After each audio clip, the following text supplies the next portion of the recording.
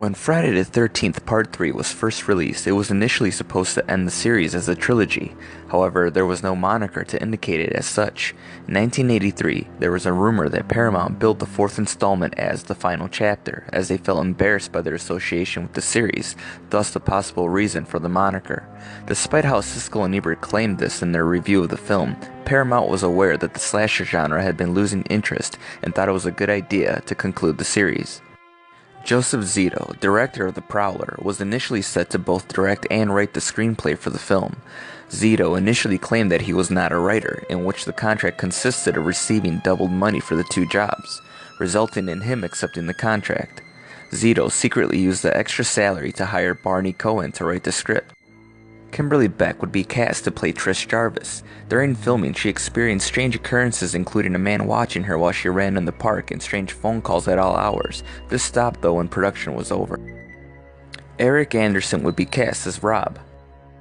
Corey Feldman would be cast as Tommy Jarvis. Barbara Howard would be cast as Sarah. Joan Freeman would be cast as Mrs. Jarvis. Peter Barton would be cast to play Doug. Amy Steele, who starred as the lead Ginny Field in Part 2 of the series, talked actor Peter into being in the film. Both he and Steele co-starred in the sitcom The Powers of Matthew Starr. When the sitcom was canceled and no longer aired, Barton was offered a role in the film.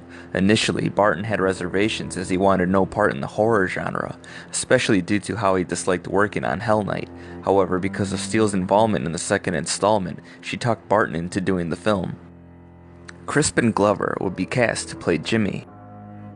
Judy Aronson would play Samantha. Camilla Moore actually read for the role of Samantha, but when the producers discovered she had a twin, they offered both sisters the roles of Tina and Terry. Her sister only read one line. Lawrence Moneson would be cast to play Ted. Alan Hayes as Paul.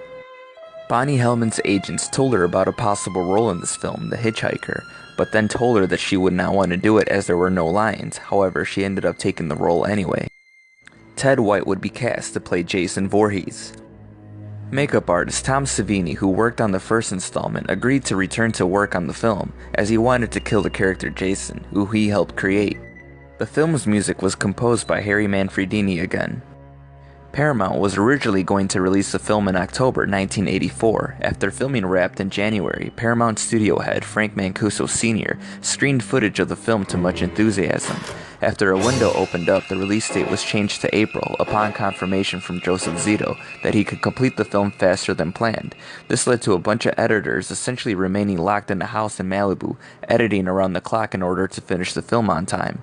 This marked one of the only times that Paramount actively helped in the production of a Friday the 13th film, as they were generally produced independently, with the studio only handling marketing and distribution. Jason actor Ted White and special effects artist Tom Savini at first were confrontational with one another, but once White found out Savini had experience with stunts, the two became friends. Due to the production's low budget, several actors had to perform uncomfortable or dangerous stunts themselves, including Judy Aronson, who required to remain submerged in a lake in near freezing temperatures, and Peter Barton, who was actually slammed into the shower wall when Jason attacks him. Ted White, who portrays Jason, advocated for several of the actors, requesting that Barton be allowed to use a crash pad, and threatening to quit when director Joseph Zito refused to allow Aronson to get out of the lake between takes.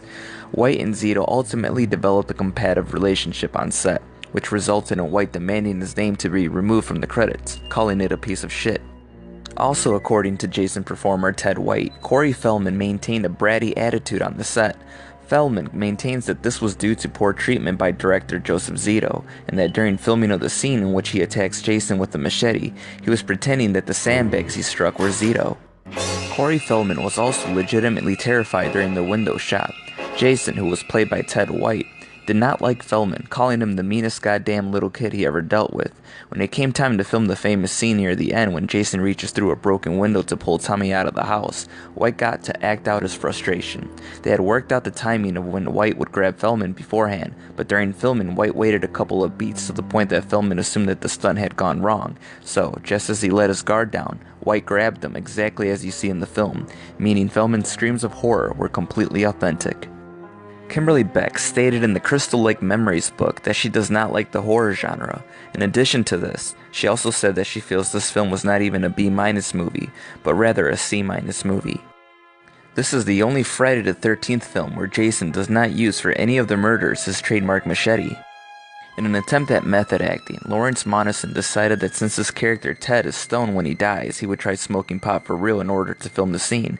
However, Moneson soon found that in his intoxicated state it was too difficult to fully concentrate on filming. The actual ending of Final Chapter closes with an appropriately brutal death for Jason, as his head slowly descends down an upturned blade. However, series tradition dictated they needed a fake-out dream sequence conclusion. They filmed one, and then scrapped it, thus meaning the official version of Final Chapter never does reveal what became of Trish and Tommy's mother, whose death is implied but never depicted. Thanks to the recent efforts of documentarian Daniel Ferrans and Joseph Zito, this original ending has been restored as much as possible. In the original script, Tommy was supposed to decapitate Jason with a machete, but the filmmakers decided against this just in case they would want to bring Jason back again.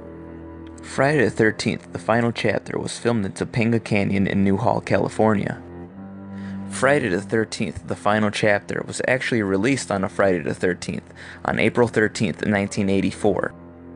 The film would ultimately take in a total of $32 million at the US box office. It placed at number 26 on the list of top-grossing films of 1984. Rotten Tomatoes reports that 25% of 24 film critics have given the film a positive review. The rating average is 4.2 out of 10. The film received what The Week characterized as scathing reviews, especially from film critics Gene Siskel and Roger Ebert, with the latter considering the film an immoral and reprehensible piece of trash. Despite the film's negative reviews, it grossed $33 million in the US. Much like Part 3, the film was initially supposed to end the series and was billed as the final chapter. However, the film's success produced a sequel, Friday the 13th Part 5, A New Beginning. The film was released on VHS on September 28, 1994, and on DVD on October 17, 2000, and Deluxe Edition on June 16, 2009.